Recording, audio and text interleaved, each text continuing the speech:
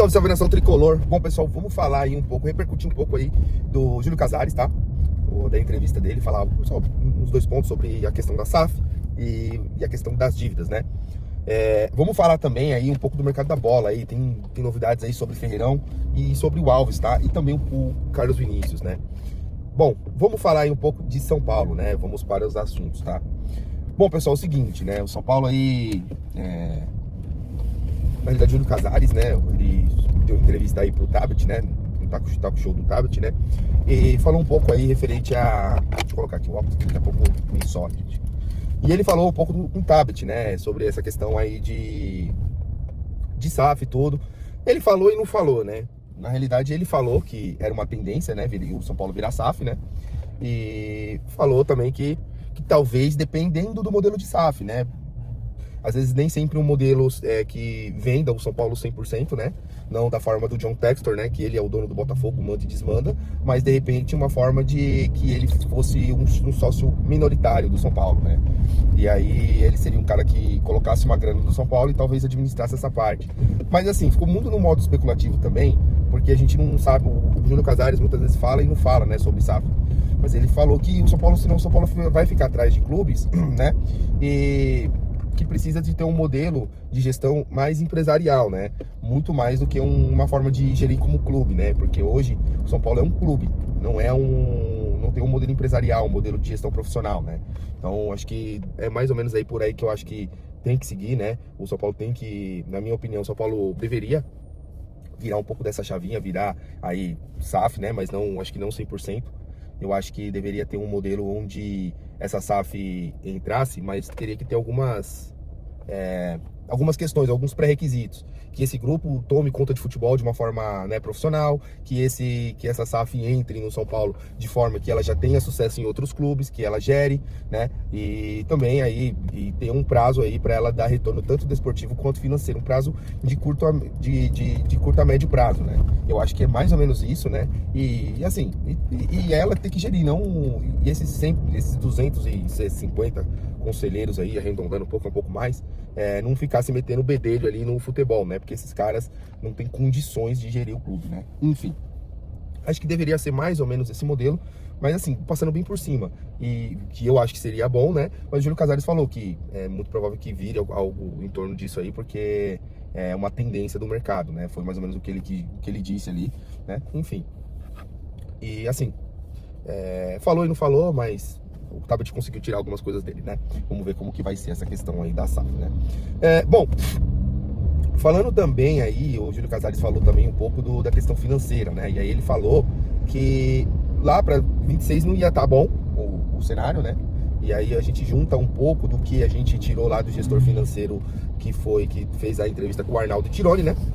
E ele falou que de 26 ali, o São Paulo, metade de 26 já seria melhor, né, a situação financeira do clube, né?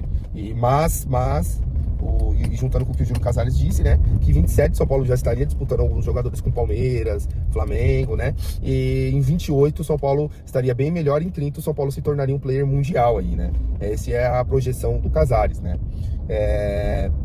E juntando com a entrevista, é mais ou menos o que o rapaz falou, né? Que o rapaz lá, o gestor lá das finanças do clube falou, né, que metade de 26 São Paulo começaria a operar um pouco mais no azul, né, e para 27 estaria melhor, 27, 28, né, e o projeto é para 2030, né.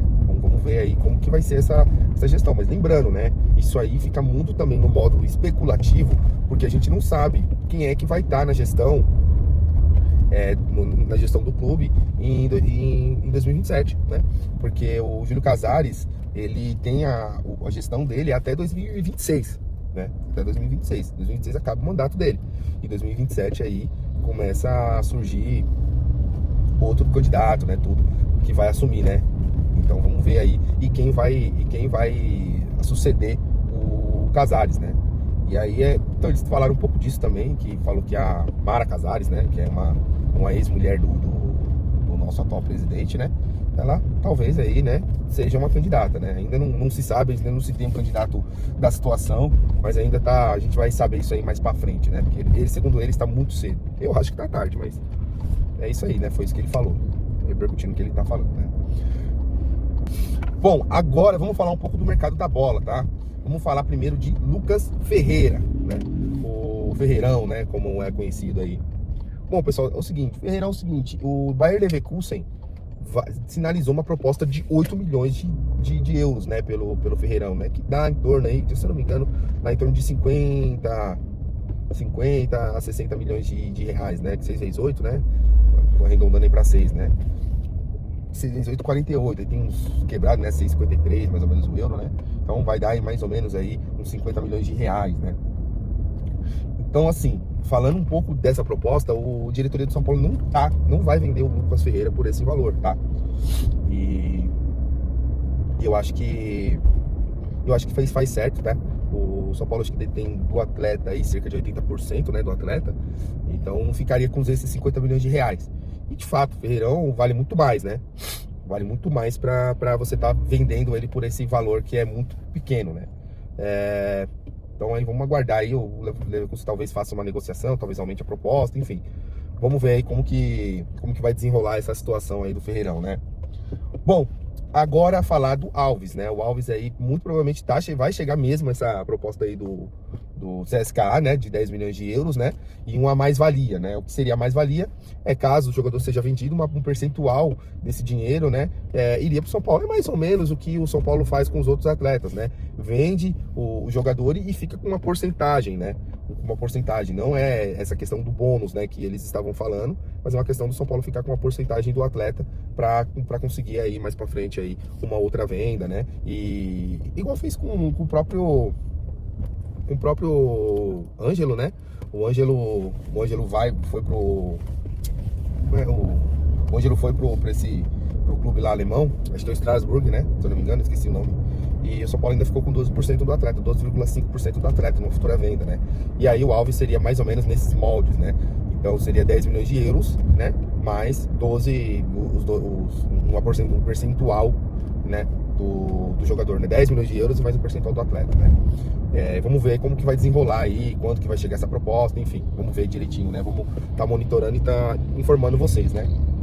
E agora vamos falar um pouco do Carlos Vinícius, né? Carlos Vinícius que surgiu aí como uma oportunidade, né? Eu dei uma olhada nos números do Carlos Vinícius, tá? E a temporada que ele fez, a melhor temporada dele que ele fez foi com o Benfica, né? Que acho que ele fez, se eu não me salvo engano. Agora, assim, eu vi os números, mas eu não lembro. Eu sei que na carreira dele tem em torno de 73 a 78 gols, mais ou menos. E o que eu acho muito baixo para um atacante, né? E ele só joga de centroavante. Então eu acho muito, mas muito poucos gols, né, para um atleta. Então eu acho aí que o São Paulo precisa pensar mesmo se vai fazer uma proposta para esse atleta mesmo, né? Se ele quer ganhar aí na casa do que está sendo dito aí pelas fontes que a gente tem aí, que ele vai querer por volta aí de 1 milhão, né? De 800 a 1 milhão de reais, eu acho que é muito poucos gols sabe, para muito que ele tá pedindo. Se ele quisesse vir por volta de uns 500 mil, eu ainda acho bastante, mas ainda vale a aposta, porque é um jogador que tem carreira internacional, né? Tá no Fulham, jogou no Benfica, jogou no acho que foi Fenerbahçe, né? Enfim, jogou em clubes, jogou no Tottenham e não tem 100 gols na carreira. Então acho que é um pouco demais, né? Mas assim, vamos ver aí como que vai desenrolar, né? E assim, a verdade é que é um atleta que nunca se firmou em nenhum clube, assim. O clube que ele teve mais sucesso foi o Benfica e não ficou muito tempo lá, né? Até o início do ano aqui a gente nem sabia quem era Carlos Vinícius. E agora tá esse negócio todo por ele. Não sei se é uma boa, tá?